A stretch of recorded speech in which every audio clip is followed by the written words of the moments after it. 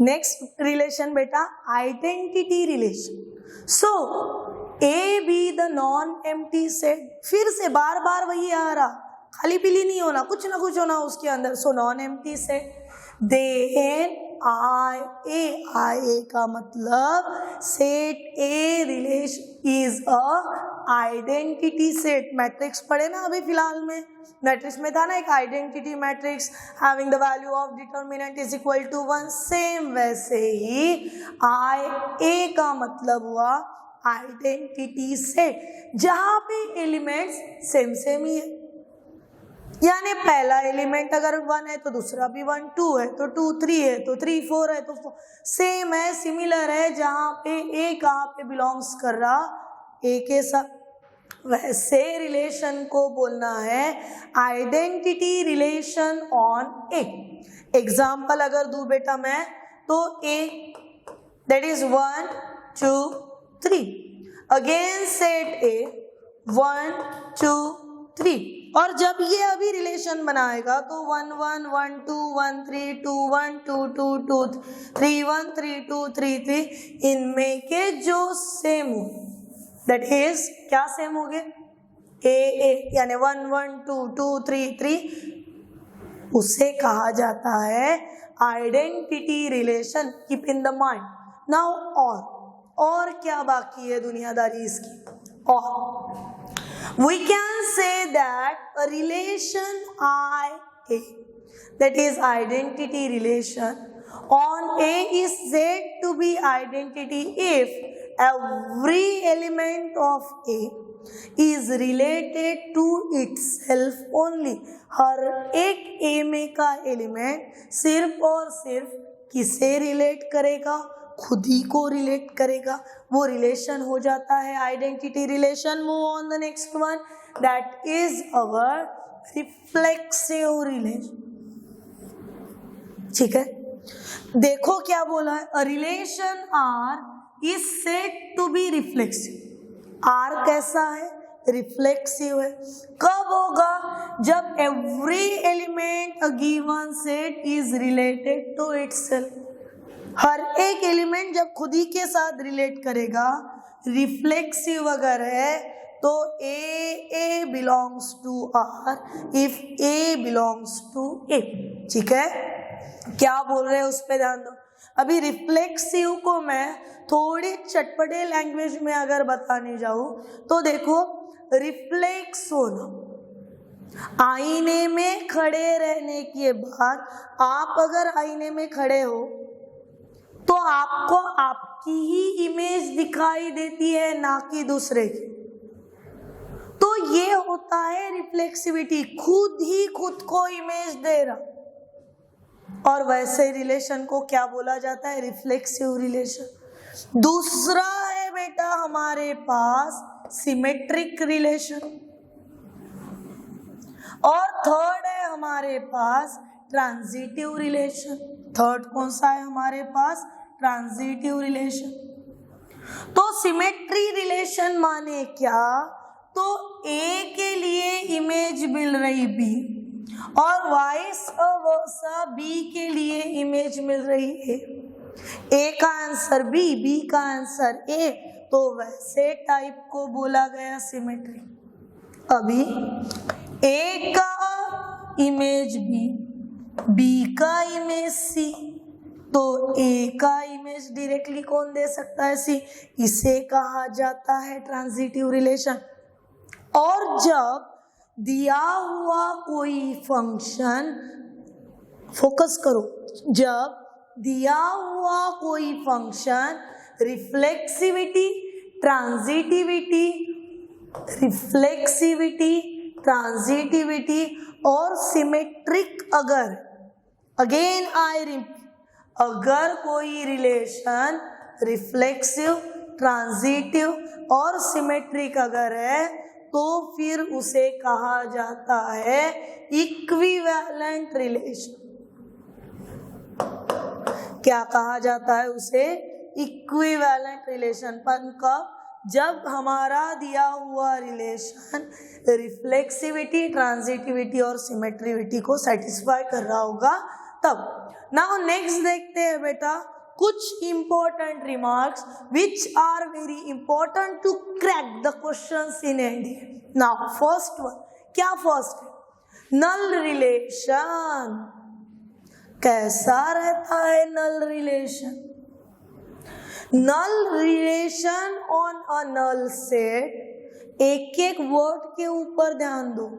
Null relation on a null set is always reflexive, ये हमेशा reflexive होता।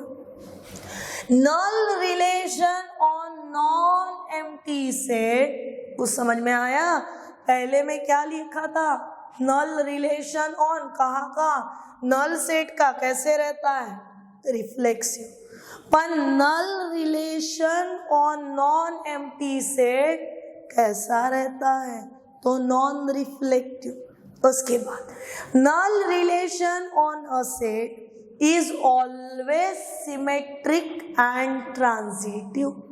Null relation हमेशा कैसे होगा? ट्रांजिटिव और सिमेट्रिक। आगे देखो, द यूनियन एंड इंटरसेक्शन, किसका union and intersection? Union and intersection of two reflexive relation is reflexive. इसे लर्न करना, इसे यहाँ पे फिट करना वो जरूरत है अब, ठीक है ना? Now move on the next one. The union and intersection of two symmetric is symmetric. दो दिए हुए आपके रिलेशंस अगर रिफ्लेक्सिव है तो उनका यूनियन और इंटरसेक्शन भी रिफ्लेक्सिव रहता है। दो दिए हुए आपके रिलेशंस सिमेट्रिक अगर है तो आपका यूनियन और इंटरसेक्शन कैसे रहता? वो भी सिमेट्रिक रहता। जब टू ट्रांजिटिव रिलेशंस दिए रहते, नीड नॉट बी ट्रांजिटिव। अगर किसी दो ट्रांजिटिव रिलेशंस का यूनियन ये ट्रांजिटिव ही रहे, ये जरूरी नहीं। While intersection of two transitive relation is transitive. देखो वही के वही पे घूमे घूमे समान हो कि नल रिलेशन अगर नल सेट का है तो रिफ्लेक्सिव, नल रिलेशन अगर नॉन एम्प्टी सेट का है तो नॉन रिफ्लेक्सिव, नल रिलेशन अगर सिमेट्रिक का नल रिलेशन है अगर किसी सेट का तो वो हमेशा सिमेट्रिक और ट्रांजिटिव। अगर कोई दिए हुए दो रिलेशन अगर रिफ्लेक्सिव है तो उनका यूनियन और इंटरसेक्शन रिफ्लेक्सिव। अगर दिए हुए कोई दो सेट सिमेट्रिक है तो फिर से उनका यूनियन और उनका इंटरसेक्शन सिमेट्रिक। पर अगर कोई दो ट्रांजिटिव रिलेशन दिए हैं तो जरूरी नहीं कि उनका यूनियन भी ट्रांजिटिव, जबकि इंटरसेक्शन जो है वो हमेशा कैसा रहेगा? वो हमेशा ट्रांजिटिव रहेगा। और ये चीजें बेटा बहुत ज्यादा इंपॉर्टेंट बन जाती है जब हम लोग एनडीए क्रैक करने की बात करें। Now next, the union of two equivalent relation. कैसा है रिलेशन? इक्विवेलेंट है। रिलेशन इक्विवेलेंट है, इसी का मतलब रिलेशन जो है union of two equivalent relation. अभी देखो कितना ये हो इक्विवेलेंट उसी को बोलते हैं जो सिमेट्रिक, रिफ्लेक्सिव और ट्रांजिटिव प्रॉपर्टी को सेटिस्फाई करे। ऐसे अगर दो इक्विवेलेंट रिलेशन का अगर यूनियन लेते हो तो ये यूनियन कैसे रहता है? रिफ्लेक्सिव रहता है, सिमेट्रिक रहता है, पर ट्रांजिटिव नहीं रहता। देखो, जबकि इक्विवेलेंस का मतलब ही हो रहा था जो तीनों के तीनों को सेटिस्फाई करे, उसके बावजूद उसका यूनियन रिफ्लेक्सिव है, सिमेट्रिक है, पर ट्रांजिटिव नहीं है। बात समझे? Now next, intersection of two equivalent relation is equivalent relation. ये बेचारा अच्छा बोल रहा, अगर जो दो सेट रिलेशंस का आप इंटरसेक्शन बनाना चाहते हो, अगर वो दोनों के दोनों रिलेशन इक्विवेलेंट है तो मेरा इंटरसेक्शन भी इक्विवेलेंट रहेगा। Next one, the inverse of N equivalence relation is always equivalence. अभी ये इनवर्स नाटक क्या होता है? अगर मैंने बोला set a with a comma b, तो आर इनवर्स का मतलब इनवर्स रिलेशन क्या बन जाएगा? B comma a. और इनवर्स रिलेशन अगर इक्विवेलेंस है तो दिया हुआ फंक्शन भी कैसे, रिलेशन भी कैसे रहेगा? इक्विवेलेंस ही रहेगा। This is all about the basics of relation. और जब तक कि ये बेसिक आपके क्लियर नहीं हो जाते, आप आगे नहीं बढ़ सकते। ये चीज का ध्यान, फिर चाहे वो यूनियन हो, चाहे इंटरसेक्शन हो, नल रिलेशन हो, वॉइड रिलेशन हो, और ये सभी बातों को अभी नजर रखते हुए सॉल्व करेंगे some questions based on the relation. Now questions on relation. सबसे पहले, R be the relation define on Z such that a comma b belongs to the R। a comma b का मतलब हुआ बेटा ordered pair in the relation। किस तरह से दी है कि b minus a is an even integer। ठीक है, आगे बढ़ते हैं। सबसे पहले R डिफाइन कहाँ पे हो रहा? तो R डिफाइन ऑन Z। फिर सेकंड चीज, Z क्या है? तो Z का मतलब ही होता है सेट ऑफ इंटीजर्स। ये क्या है? Set of integers. अभी जब R डिफाइन हो रहा in the set of integers और हमें कहा जा रहा कि A कॉमा B जो कि ऑर्डर्ड पेयर है, जो कि बिलोंग्स कर रही रिलेशन को, और जो हमें आंसर दे रही B माइनस A जो कि क्या है? तो इवन इंटीजर का। क्या ये रिफ्लेक्सिव है? क्या ये ट्रांजिटिव है? क्या ये सिमेट्रिक है? वही हमें ढूंढना है। सबसे पहला बेटा, जब हम लोग रिफ्लेक्सिविटी की बात करते हैं तो खुद ही को खुद ही के साथ लेना है, यानी ए आर ए के लिए बन गया a minus a which is equal to 0। So जब a इज इक्वल टू 0 है, it means it is an even integer. समझे? सेकंड, जब आप a की बात करें तो a को लिखोगे आप a माइनस बी, क्योंकि वही बोला जा रहा हमें। और जब आप b टू a लोगे तो ये बन जाएगा b माइनस ए। b माइनस ए में से अगर मैंने माइनस को बाहर निकाला तो ये बन गया a minus b which is same like this. So relation जो है वो रिफ्लेक्सिव हुआ सबसे पहले, फिर वो सिमेट्रिक भी हुआ। अभी देखते हैं क्या वो ट्रांजिटिव है या नहीं। तो ट्रांजिटिव के लिए हमें करना होगा a r b, it means relation from a to b plus b r c। तो a टू b के लिए तो वैल्यू b माइनस a है, ठीक है ना, b माइनस a। तो b r c के लिए वैल्यू क्या हो जाएगी? तो c माइनस b हो जाएंगी, plus b minus b cut गए, बचे क्या? तो c माइनस a बराबर आ गया फॉर्मेट।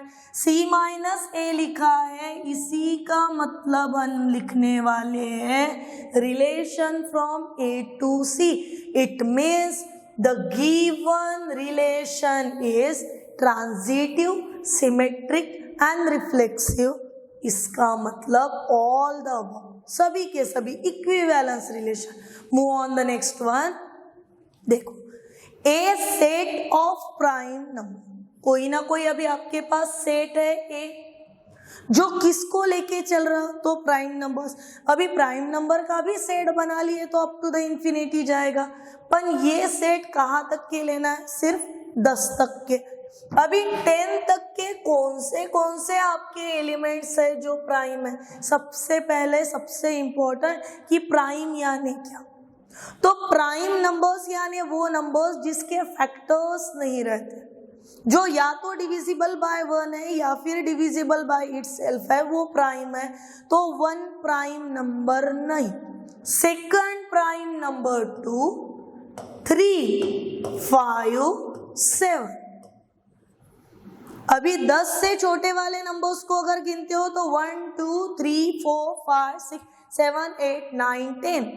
पर यहाँ पे बीच का जो 4 था वो इसलिए नहीं लेना क्योंकि 4 के फैक्टर्स है 2 into 2। 6 को इसलिए नहीं लेना क्योंकि 2 into 3, 8 4 into 2, 9 3 into 3। इसीलिए फर्स्ट सेट में कौन से नंबर्स आ गए से 2, 3, 5, 7। दूसरे सेट की तरफ बढ़ते, set B is the set of divisors of 15। 15 के डिवाइजर्स कौन कौन है, तो 15 के डिवाइजर 1, 3, 5 और 15 खुद, यानी 15 को किससे डिवाइड करा सकते हो, 1, 3, 5, 15। सवाल ये है कि कितने नंबर ऑफ एलिमेंट्स कॉमन होंगे इन A cross B and B cross N। तो देखो मैंने सिनॉप्सिस में क्या बताया था, देखो सिनॉप्सिस को किस काम में आती है। मैंने सिनॉप्सिस में बताया था if any two sets having the n common numbers and if n of A intersection B is equal to n, then A cross B and B cross A intersection is equal to formula n square। Common ढूंढना है आपको, common का मतलब ही intersection होता है ना बेटा। अभी देखिए 2, 3, 5, 7, 1, 3, 5, 50, कॉमन कौन हुआ यहाँ पे, तो A इंटरसेक्शन B में आपके पास कॉमन एलिमेंट्स हुए 3, 5 हुए common element. So how many numbers are common? So n of A intersection B is equal to only 2 elements।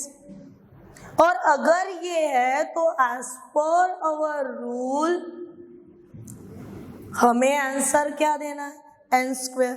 तो 2 स्क्वायर लिखेंगे इसको और 2 का स्क्वायर यानी कितना 4। It means our required answer कितना हो गया 4, which is lies in our option number b. Move on the next one, आगे के क्वेश्चन पे जाते हैं ना। आगे के क्वेश्चन में बहुत ज्यादा करने की जरूरत ही नहीं बेटा, because first and the third question are similar. See here A or B relation of A to B is A minus B, already given in the form of B minus।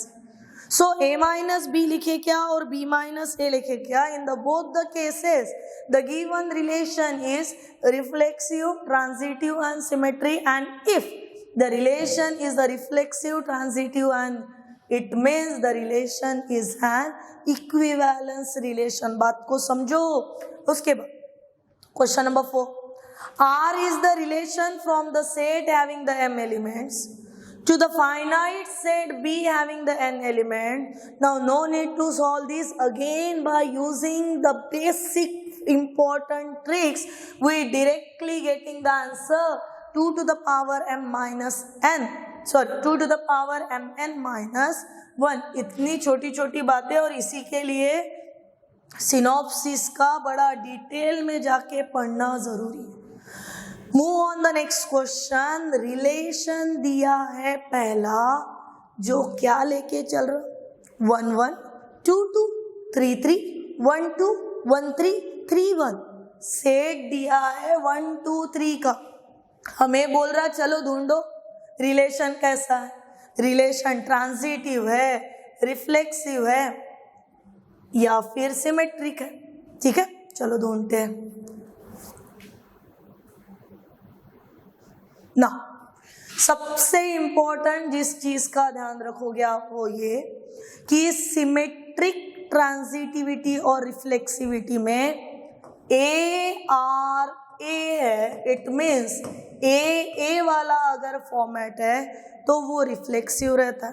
क्या आपका रिलेशन सेम ऑर्डर्ड पेयर के components को लेके चल रहा क्या? तो हाँ 1 1 2 2 3 3, ठीक है। ये 1 1 2 2 3 3 जो है ये हमारे पास के रिफ्लेक्सिविटी को सेटिस्फाई करा रहे बेटा। किसे सेटिस्फाई करा रहे? रिफ्लेक्सिविटी। सेकंड 1, 2, अभी 1, 2 का सिमेट्रिक बन सकता था 2, 1 अवेलेबल है क्या? 2, 1 वो देख लो जल्दी से, है अवेलेबल। नेक्स्ट पार्ट पे चलते हैं। 1 2 2 3 1 3 क्या क्या दिया हुआ है? 1 2 2 3 1 3, ठीक है। इस तीनों को जमा करके देखो क्या मिल सकता। 1 relate with the 2 relate with the 3, this implies एक का रिश्ता बन रहा अभी 2 के साथ, 2 का रिश्ता बन रहा 3 के साथ, इसी का मतलब हुआ 1 रिलेट विद द 3। क्या हुआ? इसी का मतलब 1 रिलेट विद द 3, इसका मतलब फंक्शन रिफ्लेक्सिव है, पर क्या नहीं है? सिमेट्रिक नहीं है। Reflexive but not symmetric, symmetric and transitive, neither symmetric not transitive. आपका करेक्ट ऑप्शन था बेटा reflexive but not symmetric but transitive. ये ट्रांजिटिव भी है, ठीक है ना, ये ट्रांजिटिव भी है। नेक्स्ट क्वेश्चन की तरफ बढ़ते। देखो नेक्स्ट क्वेश्चन में हमें बोल रहा रिलेशन बनाओ। कहां से कहा था? फाई का रिलेशन बन रहा फ्रॉम सी टू आर, ठीक है ना। और फाई रिलेशन किस तरह से निभा रहा? तो x relation with the y कुछ इस अंदाज में कि mod of x is equal to मिल रहा y, ठीक है। Mod of x is equal to कितना मिल रहा? y। अभी मॉड ऑफ x y ये रिलेशंस देखे जो कि अभी तक हम लोगों ने ये ऐसा लिखे थे ना, a R b a R c, जहाँ पे ए रिलेट कर रहा बी के साथ, बी रिलेट कर रहा, सेम वैसे ही पर रिलेशन को ही यहाँ पे बोल दिया है फाई, हमें कंफ्यूज करने के लिए, बाकी कुछ। सो पहला x का वैल्यू है 2 + 3 है, और बोल रहा मॉड ऑफ x लिखने के बाद y आंसर मिलने को ना। मॉड का मतलब होता है आपको वो टर्म को रूट में लाना है। मॉड ऑफ 2 + 3 है, और मॉड ऑफ 2 + 3 है, हमें आंसर क्या देगी? तो √ऑफ पहली टर्म कौन सी है? 2, यानी 2 स्क्वायर प्लस 3 स्क्वायर, 2 स्क्वायर बेटा 4, 3 स्क्वायर 9, 4 + 9 आपको मिले √13। आपके पास दिया कितना है? आपके पास दिया है 13, आंसर आया है √13, it means this is not equals to 30। Next के तरफ जाते हैं। नेक्स्ट में दिया है 3 5, मॉड ऑफ 3 की वैल्यू सिर्फ +3 हो सकती है, which is not equals to -3, ठीक है। वो -3 नहीं हो सकती, यानी सेकंड भी नहीं। उसके बाद थर्ड में हमें दिया है 1 + i, 1 + i का मॉडुलस निकालना है, इसका मतलब √1 स्क्वायर 1, कोएफिशिएंट ऑफ i चल रहा 1, फिर से 1 स्क्वायर 1, 1 + 1 √2 दिया हुआ है answer 2, so not equals to 2। पहले 3 ऑप्शन इनकरेक्ट है, इसका मतलब बिना ढूंढे भी अगर फोर्थ को टिक करा देते हो तो भी चलता है, फिर भी एक बार ले ही लेते। मॉड ऑफ i है, मॉड ऑफ i को ही लिख सकते बेटा हम लोग 0 प्लस i, और जब मॉड ऑफ 0 प्लस i चल रहा तो under root of 0 square 0, i का coefficient 1, root of 1 which is nothing but the 1, देखो आ गया।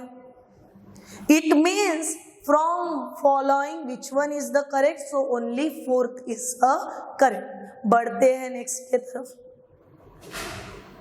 ना a be the non void set, अभी ये इंपॉर्टेंट, नॉन वॉइड का मतलब ही होता है नॉन एम्प्टी सेट। किसका नॉन एम्प्टी सेट लेना है? Children's in a family. ए ऐसा नॉन एम्प्टी सेट है जहां पे काउंटिंग शुरू है फैमिली के चिल्ड्रंस की। नाउ क्या बोला गया है रिलेशन का? x is the sister of y, x जो है वो y की बहन है। अभी चलो देखते रिश्ते निभाते यहाँ पे। x is a sister of y, x खुद ही की सिस्टर बन सकती क्या? ऐसा हो सकता नहीं। इट मीन्स खुद ही खुद को सेटिस्फाई अगर नहीं करा रहे तो रिफ्लेक्सिविटी नहीं, पहली प्रॉपर्टी यहाँ पे नहीं हुई, दैट इज रिफ्लेक्सिविटी नहीं। दूसरा, x अगर y की सिस्टर है इसका मतलब y x की सिस्टर ही हो ये जरूरी नहीं, क्योंकि अगर y भाई रहा तो x तो बराबर y की सिस्टर ही रहेंगी, पर y तो उसका भाई हुआ ना, यानी सिमेट्रिविटी सेटिस्फाई हुई क्या? नहीं, तो सिमेट्रिविटी भी नहीं।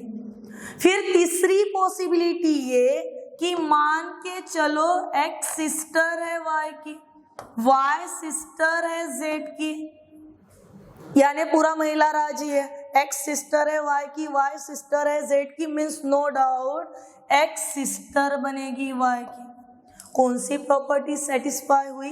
तो ट्रांजिटिविटी सेटिस्फाई हुई। It means in our question number 7, ठीक है, क्या रहेगा इन द क्वेश्चन नंबर 7 में हमारे पास कौन सी प्रॉपर्टी सेटिस्फाई करेंगे हम लोग? से transitivity. Next question, if a relation R, कहाँ पे डिफाइन हो रहा relation R? On Z. Z क्या है? तो सेट ऑफ इंटीजर्स है बेटा, such that a comma b belongs to r, और कंडीशन देके है a square plus b square is equal to 25। So अगर a square plus b square is equal to 25 है तो हमें मिलेगा a is equal to 25, sorry a square is equal to 25 minus b square. Now taking the square root on both sides, so under root of a square become a, this is root of 25 minus b square।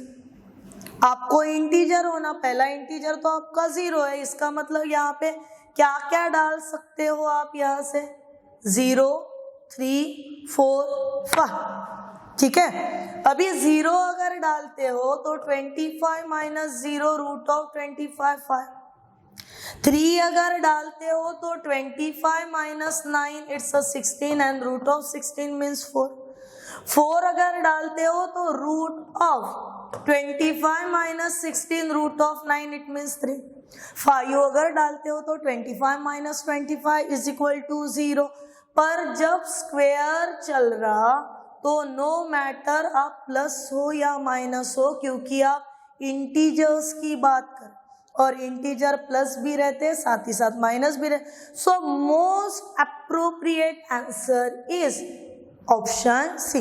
This is all about the theory of relation and some questions on relation. In the next video हम लोग लेंगे remaining questions of relation. तब तक के लिए आपने relation की पूरी थ्योरी लर्न करके रखना और कंसेप्चुअली स्टडी करना।